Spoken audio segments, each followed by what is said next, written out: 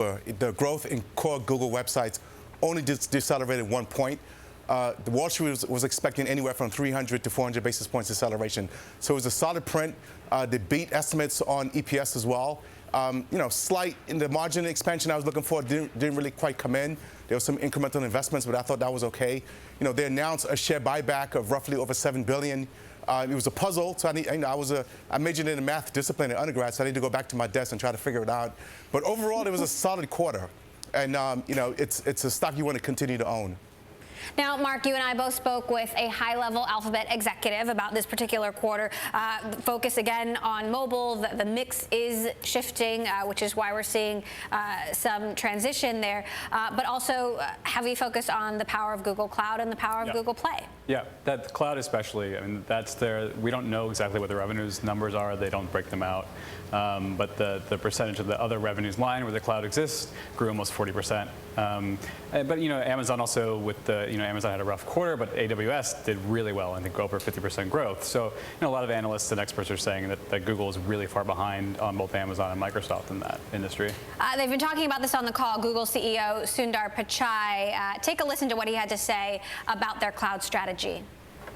Scaling up through partnerships is a big area of focus and investment for us. We are also establishing a large cloud machine learning group so that we can take advantages of working with our cloud customers and make machine learning more accessible to all of them. I would say other areas are hiring across sales, engineering, and marketing. And as we head into 2017, I expect cloud to be one of our largest areas of investment and headcount growth. Now, back to the advertising business, though. Adam, this is your business. I mean, obviously, mobile is driving the shift, though they emphasize to us they're still seeing a great presence on tablets, on desktop. But what's your takeaway?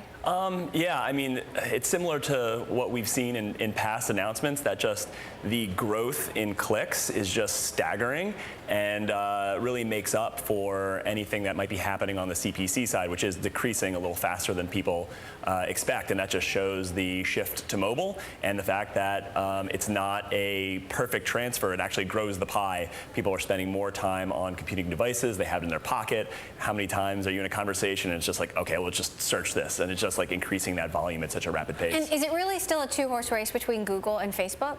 We're actually seeing growth across all of our marketing channels. So, our customers want to be able to find their audiences wherever they go online.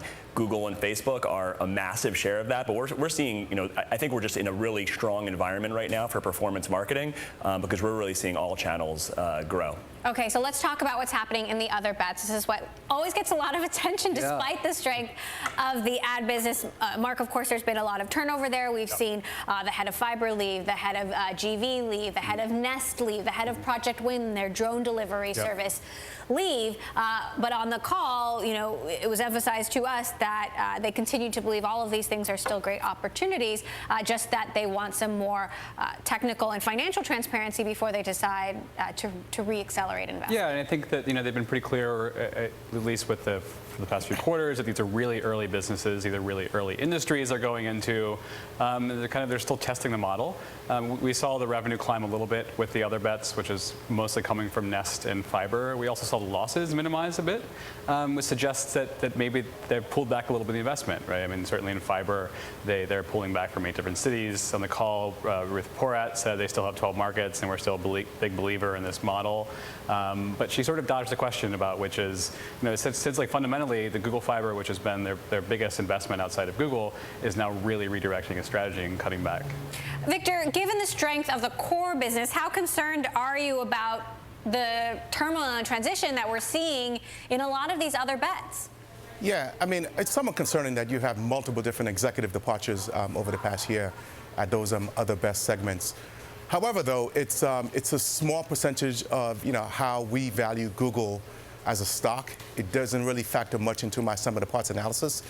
I just view it as optionality. If any one of these, whether it be Fiber, which is scaling back on, it appears, Nest, or any, driverless cars, which is a long-term endeavor, any one of these in the future, if they, if the option, if they develop into meaningful businesses over time, fine, that's just more upside for the stock.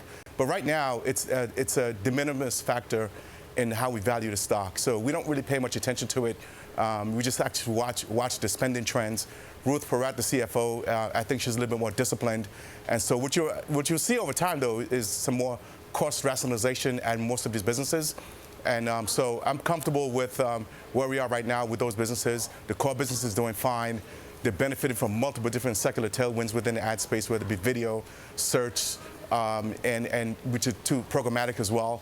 You know, the company's buying back stock. They continue to report revenue growth in the 20% range. There's other optionalities. Google Play, you talked about earlier. You talked about you know, the cloud services business, which is, I think the runway for that business is extremely wide.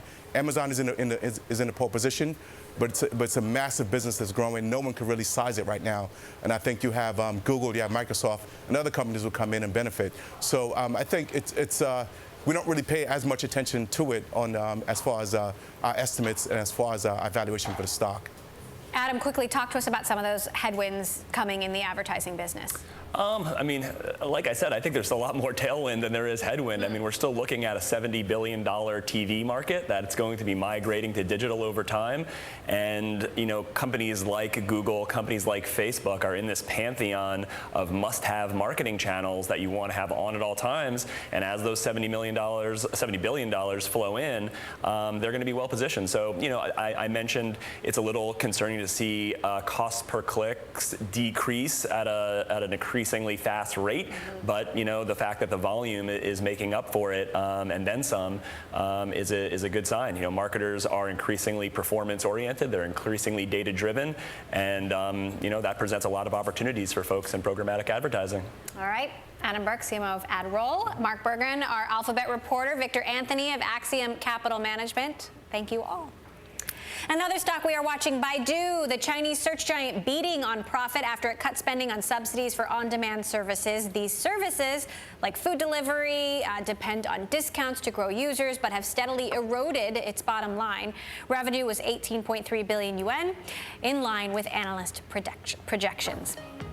Coming up, Amazon shares tumbling after hours off the company's ever-important holiday sales forecast. The details next. And a reminder, all episodes of Bloomberg Tech are now live streaming on Twitter. Check us out at Bloomberg Tech TV, weekdays 6 p.m. in New York, 3 p.m. in San Francisco. This is Bloomberg.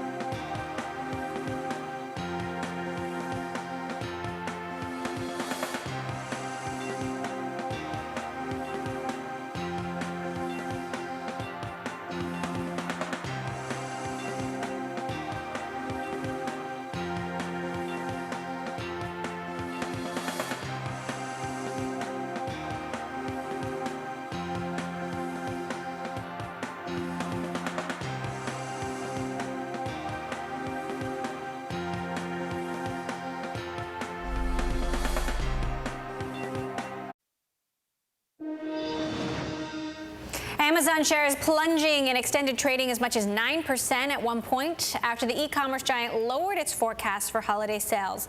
The company reported a revenue of $32.7 billion in the third quarter and profit of $252 million.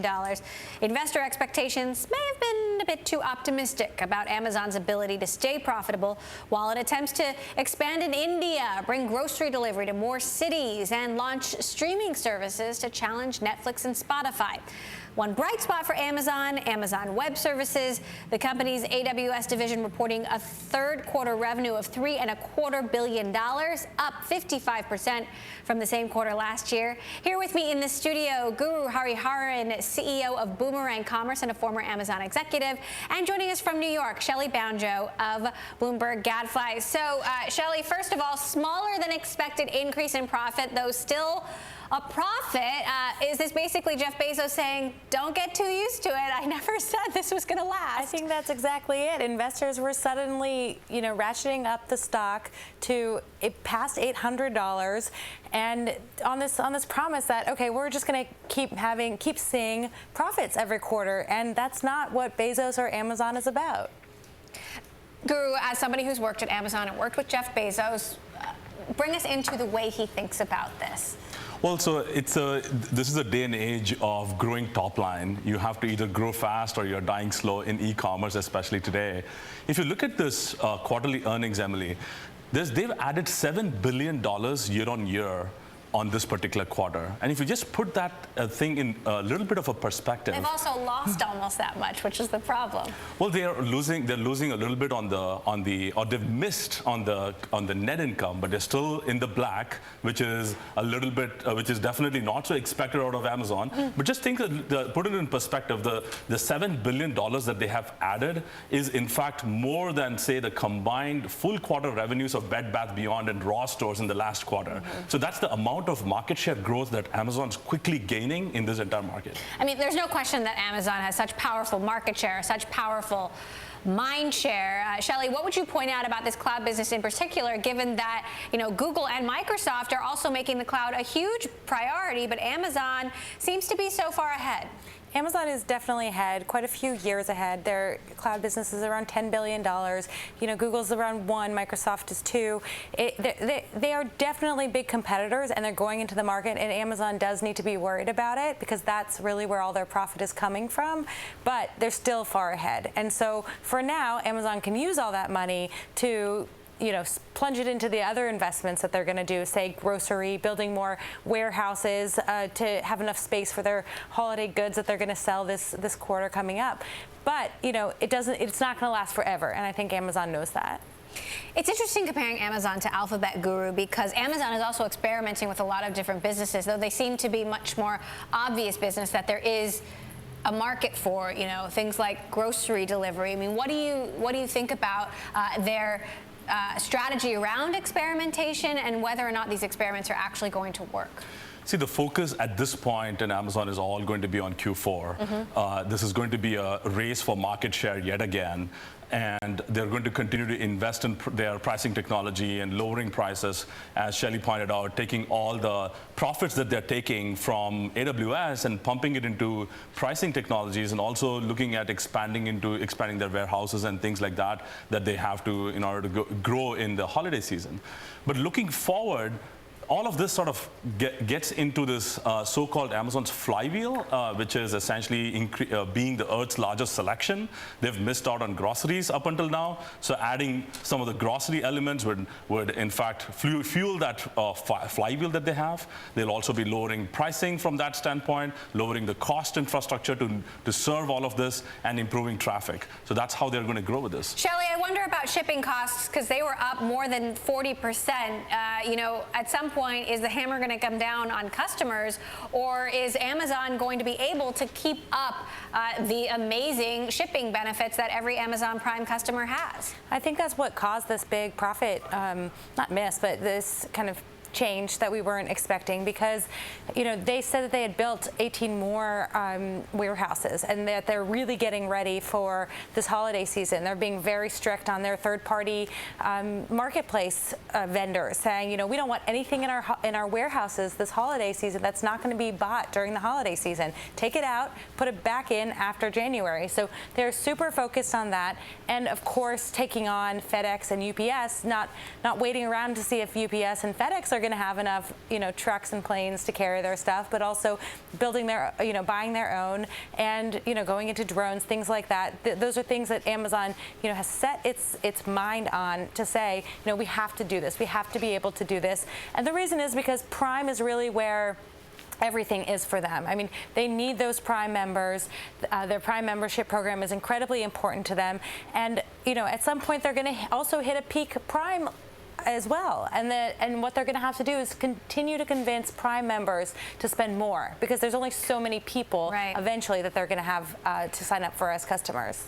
Quickly, Guru, how important will Alexa and Amazon Echo be to Amazon's future? Is this going to be a whiz-bang kind of cool gadget, or is this a central part of that strategy? We think it's one of the faster growing businesses for Amazon, and more importantly, it actually adds into the ecosystem that Amazon has, where they already have a bunch of traffic coming to their website, but this is a chance for Amazon to grab the traffic which is not online. Like, think about when you're interacting with Amazon Alexa, this is the time when you're waking up or you're having lunch or dinner, you're talking, and that's traffic, and that's coming to Amazon. So this is if this plays out well, this is going to bring a step function in improvement in traffic, and that's how they're going to be looking at this. All right, Boomerang Commerce CEO Guru Hariharan, former Amazon executives Shelly Banjo of Bloomberg Gadfly, thank you both. Still ahead, Twitter sketches out a plan to become profitable by next year. How Jack Dorsey is making the case for staying independent next. This is Bloomberg.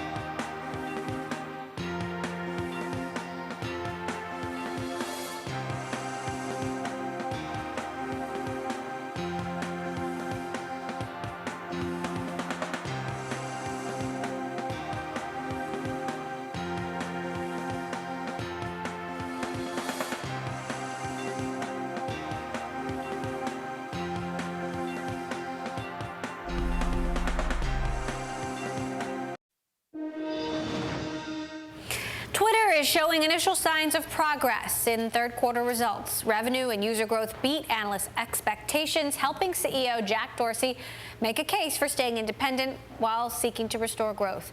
Twitter also sketched out a restructuring plan aimed at becoming profitable by next year. First step, eliminating about 9% of its workforce. Melissa Parrish, senior analyst at Forrester, joins us now from New York. So are layoffs enough, Melissa? Well, I hope so. I would say I'm cautiously optimistic. I think that, layoffs are always incredibly difficult, but I think the plan, if they stick to it, sounds pretty good. Double down on the product, focus on that engineering talent that you've got, shore up the core services and ad products. That sounds like the right way to go to me. Most of the layoffs are coming from the marketing and sales departments. They're also shutting down Vine, the video service. But what do you think of the live strategy, live broadcasting, NFL games, Bloomberg television shows, presidential debates? Is that really enough to sustain the future of Twitter? Is it enough?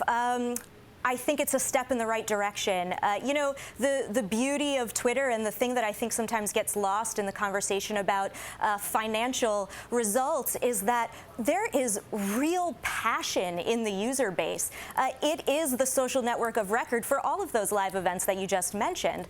And because of that, there's something special about the audience that flocks to Twitter to talk about the presidential debates or to view live events in a way that they don't flock to Twitter's competitors. So the question is, can they monetize this audience? Can they figure out advertising products that are specific to both the medium, the device, the network, and the audience, specific to all of those things, that will generate enough revenue? What I don't think makes sense is to sort of rest their hat on advertising that looks exactly like television. Twitter is not television. The audience is not the television audience. The device is not a television device. And so I think it's going to take some real ingenuity to figure out how to take advantage of that live streaming and that kind of functionality. But I think it's a smart move. To that end, we did hear from CFO Anthony Noto, who's been pushing this live strategy about the composition of the people who are watching these live streaming shows on Twitter. Take a listen to what he had to say. We did the debates live, which reached record DAUs. They also had a very young audience, with 70% of the audience less than 35 years old. And we saw incredible reach, over 3 million on a number of the debates. Melissa, Bloomberg has reported that Anthony Noto has very much become the sort of heart and soul of the company, a big cheerleader. Of course, he's got experience in football, so maybe that's partly where it comes from. But do you think that Jack Dorsey can continue to do two jobs? Or, is the pressure now greater than ever that he needs to focus on just one? Yeah, that is the question, isn't it? And I don't mind saying that people much smarter than me when it comes to analyzing the executive ranks of companies have pointed out that this is a challenge. How can any CEO, no matter who you are, run two technology companies at the same time? I am really relying on those folks who have analyzed that kind of situation many more times than I have when I say it surely sounds like Twitter needs a strong full-time CEO. I don't see how you sort of get around that at this point. And quickly, when do you think Twitter will become profitable on a quarterly basis? Oh, if I knew the answer to that, I would be in a much higher pay grade. All right. Melissa Parrish, Forrester Senior Analyst, thank you so much for breaking it down. Thank you. Well, Apple and Microsoft unveil revamped computers in back-to-back product events. So which made a bigger splash? We will compare. And if you like Bloomberg News, check us out on the radio. You can now listen on the Bloomberg Radio app, Bloomberg.com, and in the U.S. on SiriusXM. This is Bloomberg.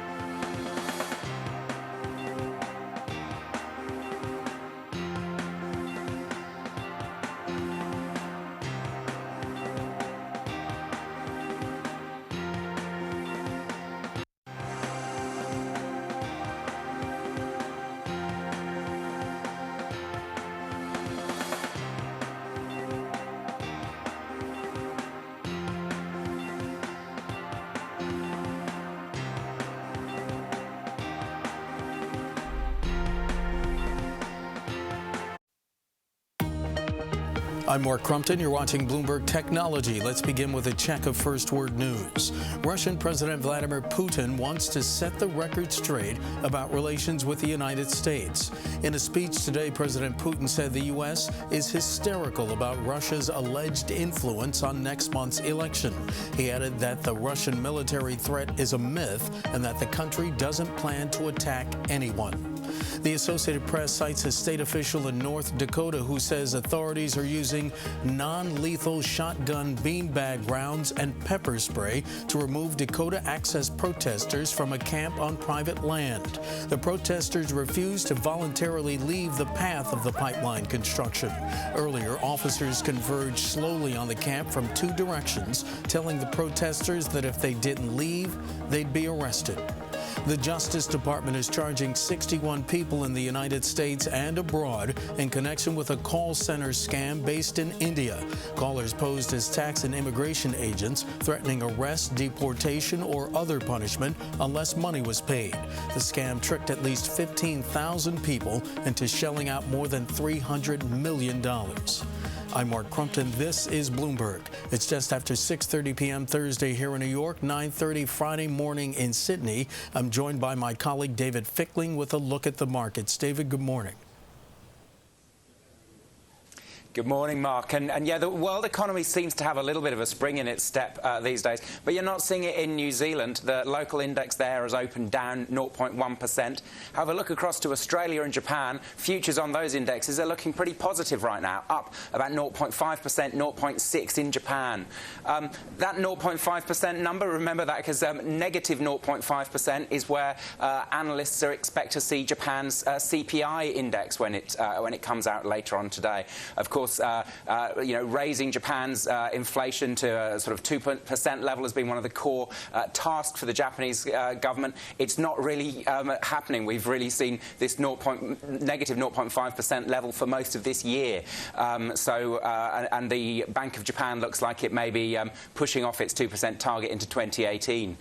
Also, we'll be looking at China's energy industry. Sinopec, the largest oil refinery in the world, reported a big jump in profits overnight. We're going to see PetroChina also today. China's Exxon, it's sometimes called, and a lot of the big Chinese coal miners are going to be reporting today. And if you look at the demand for a lot of oil and stuff, it's peaked in recent years. That's what we're looking at today. I'll be handing back to Bloomberg Technology. Thanks very much.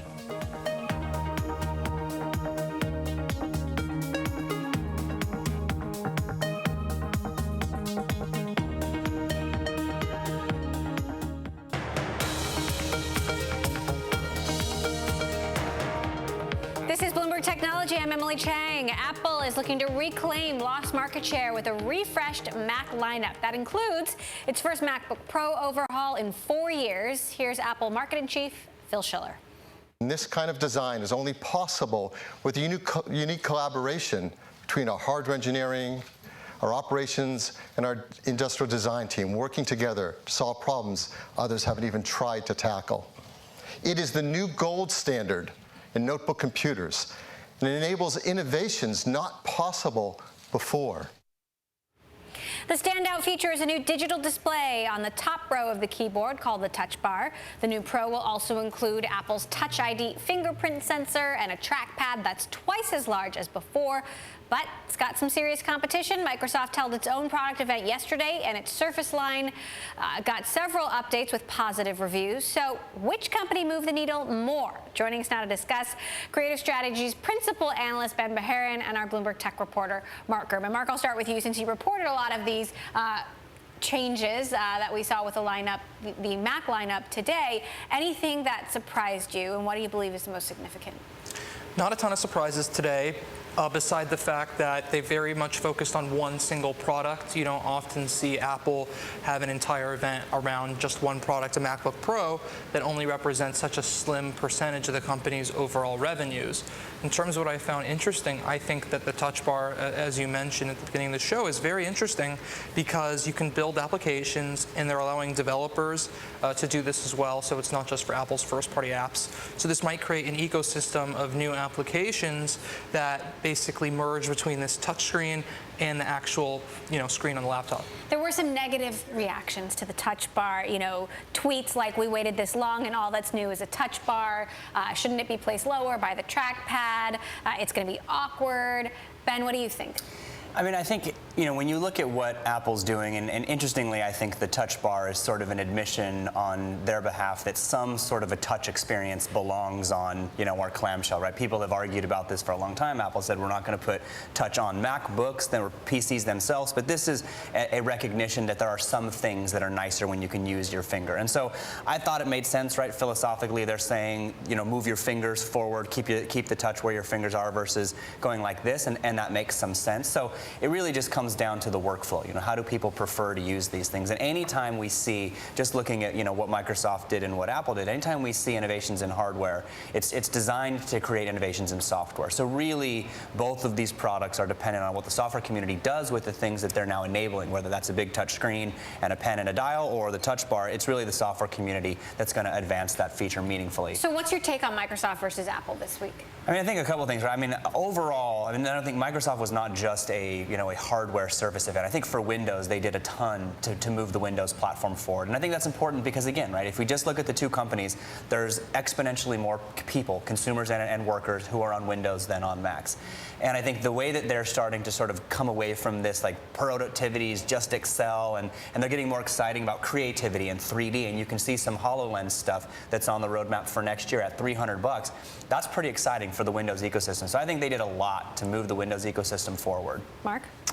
I would have to agree. I think they're working on two different spectrums here in terms of their computers. Microsoft came out with this Surface Studio, which basically looks like an Apple patent from 4 years ago, where you can, use it like a normal desktop computer, like an iMac, and then push it down and draw with it, and it has the cool dial.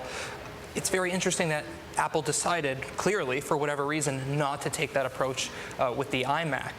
In terms of the MacBook Pro, it's a totally different direction than the latest Microsoft laptops. I've been testing one, and you can either have it in a clamshell mode, like a normal laptop with a keyboard, touch the screen, or you can pop the device off, and it's like you have a laptop when you want a laptop, and then you have a tablet when you want a tablet. Instead, Apple wants to sell you both.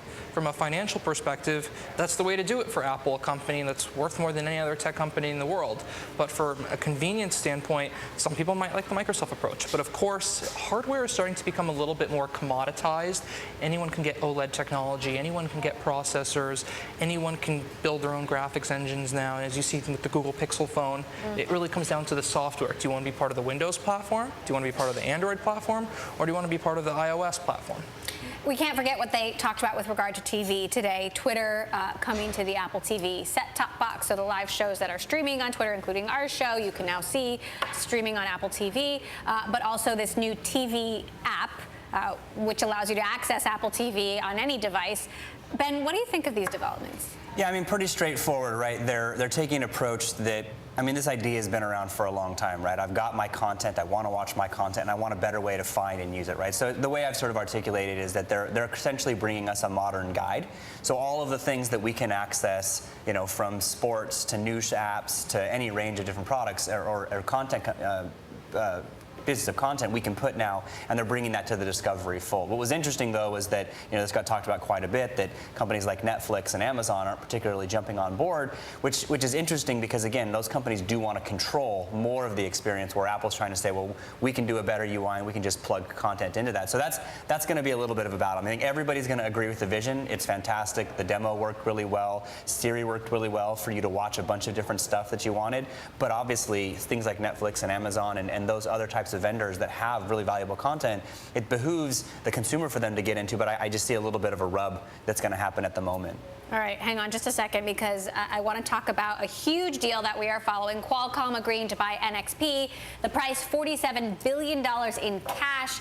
This an 11% premium on Wednesday's close. The deal marking Qualcomm's most significant foray outside the world of smartphone chips and patents. NXP is the biggest supplier of chips used in the automotive industry, a market that grew 10% to $29 billion last year, according to IDC. The deal is seen as a diversification strategy for Qualcomm as mobile phone growth loses steam. Qualcomm CEO Steve Mollenkopf spoke to Bloomberg about the synergies of the two companies. Take a listen. We think the products, we think the culture actually from the perspective of, what really drives them, and it's tech, it's innovation, it's customers, it's focus, it's discipline. All those things we think are consistent with our culture as well. Ben, what is the significance of this deal if the future is not just chips in smartphones, but chips in everything? Well, and I think, again, that's where we're going, right? Our belief is that everything will be connected in some way, shape, or form through a semiconductor and a modem and a connection to the internet. And obviously, NXP was really moving on a good, sort of path there in connecting lots of things from IoT. They were number one in IoT, number one in automotive, all areas where Qualcomm was actually weak. The interesting thing about this deal, which makes a ton of sense on paper, even though some of the investors we've talked to are a little concerned about like the integration and kind of what that looks like from, a Dutch company and a San Diego-based company. But I think on paper it makes a lot of sense because they do have complementary portfolios, what Qualcomm does in the SoC and what NXP, who then acquired Freescale, does in the peripherals and accessories. So it does put them into a strong position, and it's evidence again of what we're seeing in the consolidating semiconductor industry. But we're now sort of toward the end of this where there's not a lot of big deals to happen. But this was one of those sort of big ones that now solidifies Qualcomm and could put them anywhere to the top of revenue, not just in the second or third in semi. Qualcomm has obviously been a leader, Mark, in smartphones, smartphone chips, iPhones. NXP chips are actually in the new Google Pixel smartphones, as I understand it. What's your take? That's absolutely right. And to add to what Ben said, if you look at the chips industry in Apple specifically, they've been moving away from Qualcomm sort of quickly the last few years. They started developing their own chips in their chip labs, and now they're diversifying the modems. So a chunk of the iPhone 7s have Qualcomm modems, and another chunk have Intel modems. And by buying NXP, Qualcomm sort of, says, hey, to Apple, one of their former big customers, we're coming back to your iPhone because who makes NFC chips and other chips that are so important? NXP. And the same thing is going to happen here with Google. So it's a good purchase from that perspective because you know how much volume Apple has and you know how much volume Google might have in the future. All right, Mark Gurman, our Bloomberg Tech reporter, Ben Beharan of Creative Strategies. Always great to have you here on the show. Always great to be here. Coming up, TransferWise taking aim at the U.S. with a new business platform. We'll catch up with the CEO next. This is Bloomberg.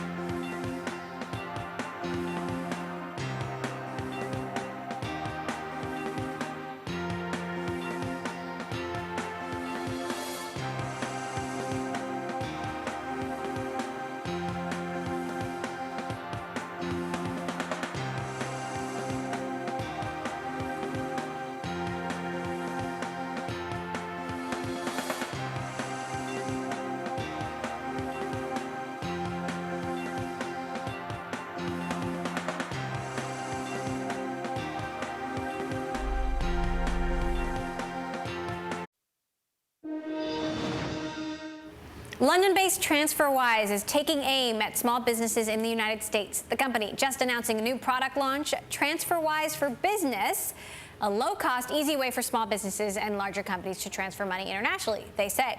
TransferWise CEO Tavet Hinrikus joins us now here in the studio. Did I say that correctly? Hinrikus. So first of all, talk to me about who's going to benefit from this and who specifically you're taking aim at. So we launched a business being focused on consumers at first, but we quickly realized that consumers tend to have companies they work for or they are entrepreneurs themselves. So they started asking us about, can I use this for my business? So we took that feedback into account and started building a product which is focused on small to medium businesses. So companies who are doing international transfers, they might have employees abroad, they may have customers abroad. So we took all that feedback and made a product which is targeted for them specifically. Now, your competition is major foreign exchange services, correct, that are also trying to take on this market. So how do you stack up against them? So we're really looking at doing the same thing for businesses which we've done for consumers. So doing a very easy to use product focused on very quick transfers for low cost. So typically we're 8 times cheaper than using a bank or a competing service in the US. Talk to me a little bit about Brexit, because you guys were vocal Remain supporters. How does that impact your business, and what's your take on the overall political situation? So we still don't really know what Brexit means. I think that's what's most frustrating about this. We had, during Brexit, we had a good time. We had triples in normal volumes. And now the whole ecosystem in London is really worried about, so what is going to happen? So being in this limbo state of in between actually is the worst. So we're worried about talent. Can we still keep on hiring people from abroad? What's going to happen to regulation? What's going to happen to passporting? So all of these things which still need to be figured out. So today we're kind of in between in a state of uncertainty. Your headquarters is in London, right? So has it impacted your business at all thus far? So we haven't had an impact yet, and I think I would even guess that volatility actually means more people are transferring money, which is overall good for the sector and good for us. You also believe that companies are going to be hiring more talent abroad, and hence the need for your business. Explain the trends you're expecting to see. So I think overall we probably see much less borders in the world, and it's a much more flat and interconnected world. So it's becoming normal for companies to have employees abroad, to engage in international trade, and as such there's going to be much more need for companies and consumers to keep on moving money internationally. So how much of the business is peer-to-peer versus not? So when we look at our bigger routes, this is majority peer-to-peer. Okay, and talk to us about the future of the business. Questions about when are you going to get to profitability? What can you tell us about that? So we've been around for more than 5 years now. Past 12 months, I've been really busy focusing on global expansion. We've launched in Australia, in Japan, and the company is trading more than $1 billion on a monthly basis now. So making us one of the biggest digital money transfer companies. Looking forward, we're continuing the expansion. So the markets we've launched in Australia, Japan are still really nascent, so focus on that, focus on new segments as a business launch now. We also have great partnerships we've launched with banks in Europe, so looking at expanding on this. Do we expect another funding round or an IPO next from you guys? So we're focused on growing the business for now, and as such, I think staying private is the best way for now. And we're really well funded, so no news on that front. All right, Tavet Hinrikus, TransferWise CEO, thank you so much for joining us. Great to have you. Tomorrow on Bloomberg Daybreak Americas, Piper Jaffray's Gene Munster joins for full analysis of Amazon and Alphabet earnings before the opening bell. That is 8:15 New York time.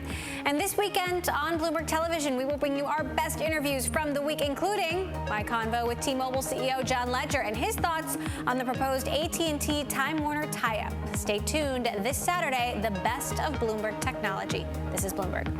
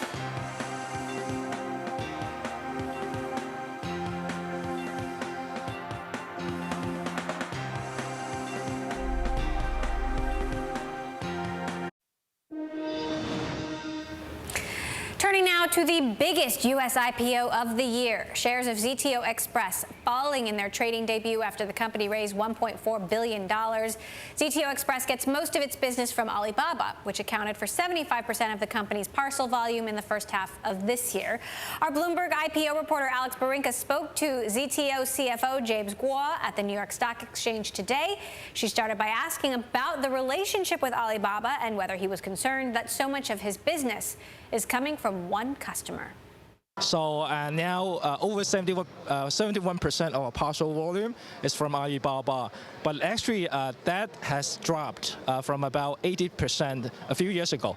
So we are also diversifying our business to some non-e-commerce area. For example, delivery of business documents and help some of the manufacturers or retailers to ship goods across the country. That was James Guo, ZTO Express CFO, with our very own Alex Barinka.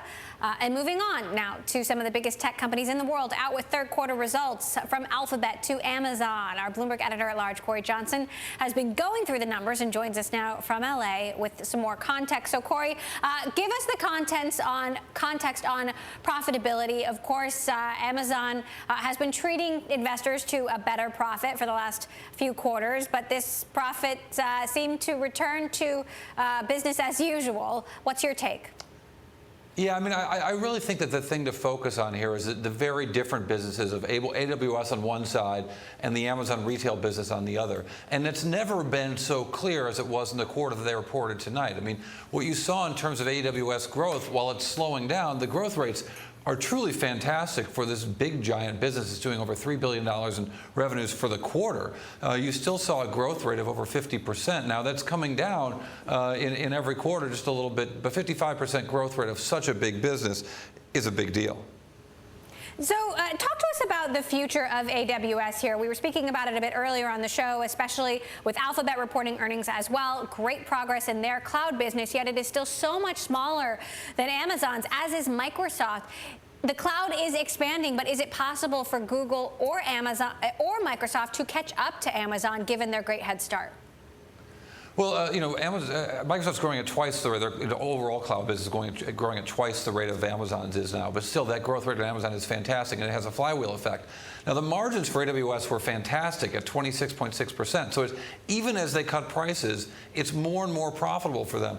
Compare that to the margins of big Amazon, the entirety of Amazon, where you saw, as you were discussing earlier in the show, you know, this giant collapse in what was already a barely profitable business, but the collapse of those margins down to 1%. Now, that's the operating margin number, which I think we have as well, but we'll stick with that slide right there. So, you know, it's now 10% of the revenues virtually of this overall big business. So it is growing so fast that it is really an important factor when we're looking at sort of how the business works, how the business is growing, and how the business is getting to profitability. But compare those 26% operating margins for AWS to the 1.8% margins, the operating margins for all of Amazon, which is really just this dramatically different number. Indeed, you could look at it a different way. All of the profits for Amazon in the quarter, in fact, over 100% of the profits in the quarter were from Amazon Web Services. So then talk to us a little bit about what this means for the retail business. Obviously, we've seen shipping costs go up 43%. Amazon is adding warehouses, but you know, it's still a very expensive operation, and the real reason that they're just breaking even. Yeah, well, I mean, the shipping costs, again, is part of this sort of flywheel effect that they've got of sort of running revenues through the company, taking whatever cash flows they have, reinvesting those cash flows into building a bigger and bigger business. The thing that really sticks out, again, though, is this AWS business. I mean, conceptually, if they can run the retail business at a loss and derive whatever profits they need to derive from the AWS business to keep going and keep cash flowing and keep getting bigger and keep building more distribution, it becomes a bigger and bigger business. And it seems, you know, we don't need to look at this quarter to tell us that Jeff Bezos is not really looking for, you know, profits. I mean, look at this. 150% of the profits were from Amazon Web Services in this quarter. It's simply an amazing thing. It's something we saw similar to the September quarter last year, but that's just a giant, giant number. It shows you how perverse the effect of AWS and its profits are on a business that is being run right at the line to show no profits in any other way. All right, Corey Johnson, our editor-at-large, joining us from LA today. Corey, thanks so much. And that does it for this edition of Bloomberg Technology. Tomorrow, we will hear from Khosla Ventures founder Vinod Khosla, who says the majority of jobs will be done by machines in 40 years. That full interview airs on Bloomberg Studio 1.0 this Sunday, 9 a.m. Pacific. We'll give you a quick teaser tomorrow. Remember, all episodes of Bloomberg Tech are now live streaming on Twitter. Check us out at Bloomberg Tech TV, weekdays, 6 p.m. in New York, 3 p.m. in San Francisco. That's all for now. This is Bloomberg.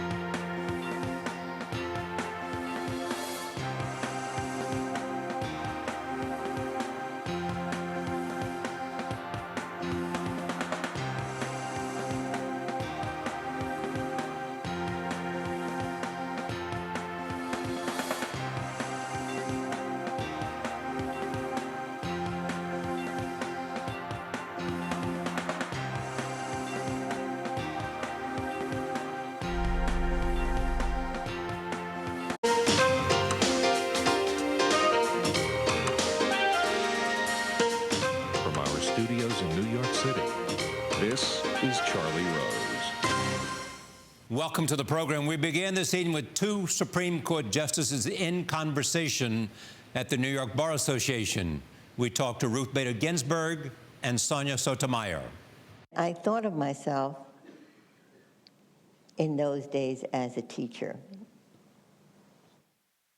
My parents thought that teaching would be a good occupation for me because women were welcome there, and they weren't welcome as doctors, lawyers, engineers. I realized that I was facing an audience that didn't know what I was talking about. If they understood race discrimination, that was odious. But most men at that time thought that, yes, the law was riddled with gender-based distinctions, but they all operated benignly in women's favor. Like a woman didn't have to serve on a jury if she didn't want to. So that was a benefit. The eavesdropping reflected curiosity. And I think that that's what drove me as a lawyer. Tonight, a rare conversation with two Supreme Court justices, Ruth Bader Ginsburg and Sanjay Sotomayor. As you know, the Supreme Court kicked off its term this month with only 8 justices following the death of Supreme Court Justice Antonin Scalia. Tonight, we hear all about the court and the love of law from 2 justices. Let me just begin and take note of the fact that they both have written books. Sotomayor's book was called My Beloved World. Justice Ginsburg's book was called My Own Words, which is a compilation of speeches and essays that she has written. And I want to start with this. Looking back on your life, Justice Ginsburg, and thinking, even though it was incorporated in speeches, what was that like for you to put your own life in focus, and how was that? My Own Words, as you said, is a collection of speeches, bench announcements, tributes to colleagues. It's not a biography. It's not a biography of me to the extent that my life is told. It's in the introductory passages that my official biographers wrote. That biography will come out sometime in the distant future.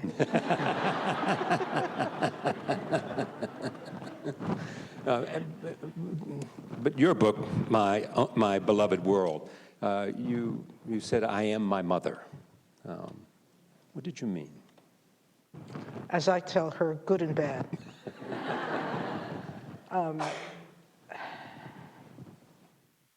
I am my mother's drive. She aspired to be more than her circumstances. She wanted to desperately go to college. And she lived in the poorest circumstances in her home community in San Hinmang. And she would watch the college girls walk by her house, going to the post office, because that was the center of the town's social life at the time. And all she dreamt about was someday going to college. And getting my brother and I into college was her living her dreams. Now, she wanted me to be a journalist. I don't think she was ever convinced that there was much value in law. Perhaps when I got on the Supreme Court, she might have changed her mind, okay? But I lived that dream for her. And I've lived all of her dreams because she set the example for me of striving always to do better, to trying to be the best person that I humanly could be, because that's what how my mother lives her life. So I try to emulate all of those things in my mother that are the best. And then when I do the things that are bad, I remind her that, that's the problem with being a little duck. You copy everything, You once said that watching child scanning adult for cues and listening in on their conversations was an important aspect of growing up for you. Sure. Who doesn't like to eavesdrop? But I think that the eavesdropping reflected curiosity. And I think that that's what drove me as a lawyer. I mean, I always tell people, and it's not the perfect analogy, but being a lawyer is like being a voyeur into other people's lives. You participate a little more than voyeurs do, thankfully, but you get to, in every case, you get to learn about how people or an industry or a government entity interacts in the world and what they do and what's important to them. And to be able to enjoy that process, I think you have to have curiosity. And so listening to others in their conversations, was a way of teaching myself things that I would not have otherwise learned so easily. Justice Ginsburg, when did you fall in love with the law? Was that? People sometimes ask me, did you always want to be a judge? Yeah. Or more exorbitantly, a Supreme Court justice? And when I think of what life was like in this city in the 40s, no girl, it would not be her wildest dream to be a judge because there simply weren't any. Franklin Delano Roosevelt appointed the first woman to a federal appellate court in 1934. She, Florence Allen from Ohio, she stepped down the year I graduated from law school, 1959, and then there were none. And then Johnson appointed Shirley Hufstetler. She became the first ever Secretary of Education, and then there were none again. So I didn't think about being a judge until Jimmy Carter became President of the United States. And he looked around at the federal bench and he said, you know, they all look like me. But that's not how the great United States looks. He was determined to appoint members of minority groups and women in numbers, not as one-at-a-time curiosities. He appointed over 25 women to the federal district court, the trial bench, and 11 to courts of appeals, and I was one of those lucky 11. No president, by the way, ever went back to the way it was. President Reagan didn't want to be outdone, so he made a nationwide search for the first woman. Sandra Day O'Connor. And it was a brilliant choice. In fact, you have said that when she left the court, retired, and Alito came on, it marked a change in the court. Yes. Because she was gone. Well, I have said more than once that the term that she left, whenever the court divided 5-4 and I was one of the 4, I would have been one of the 5 if she remained with us. So there was that enormous difference. But my question, too, going back to both of you have been influenced by people, your mom. Your husband, Marty, your late husband, had a huge influence. Yeah. You have said to me that you would not have made it to the Supreme Court without him. No question about it. People who observed at the time said, well, Ruth would have been on a list. Maybe she would be 22 or 23. But it was Marty who made her number 1, and that's... How did he do that?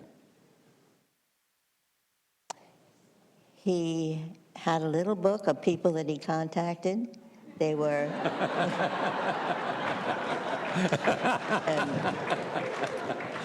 mainly my academic colleagues. In those days, I was teaching at... Well, this was before my first good job in D.C. Yeah.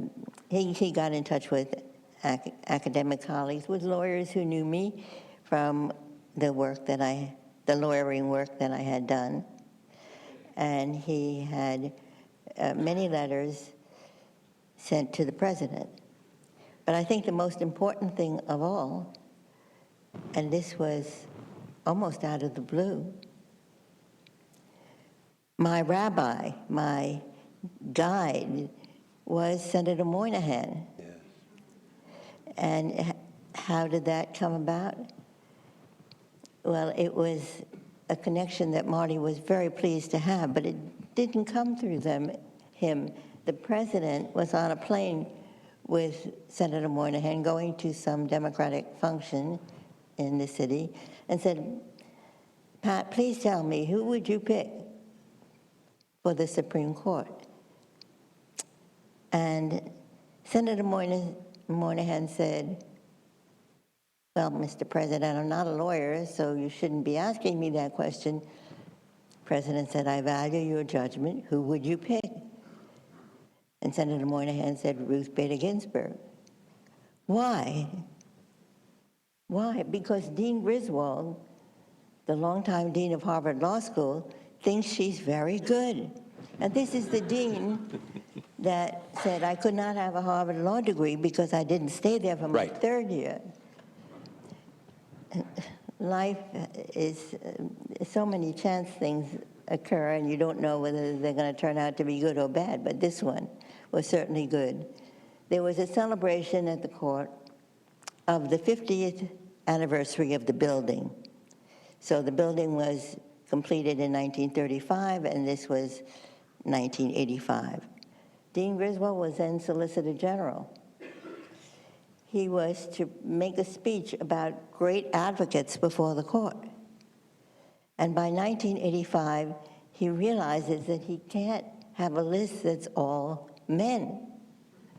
So after he finishes with Thurgood Marshall, the next person he mentions is Ruth Bader Ginsburg. Yes.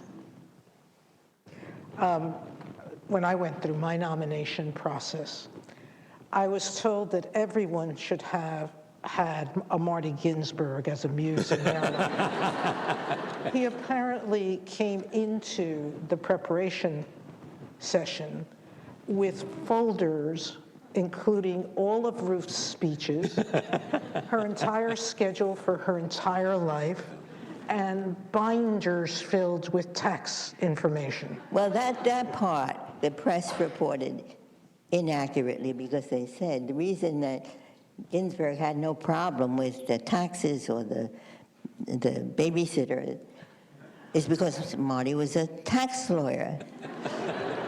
But in our home, our personal life, I did all the taxes.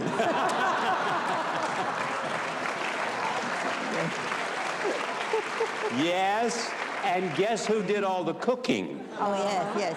When all the president's men, and they were only men, descended in my apartment to go through my papers, Marty made a delicious lunch for everybody.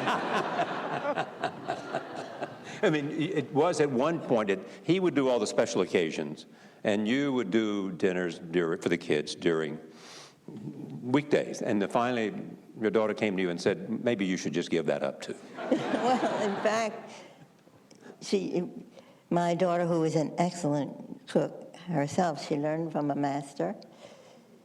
I was the everyday cook, so I had 7 things that I made.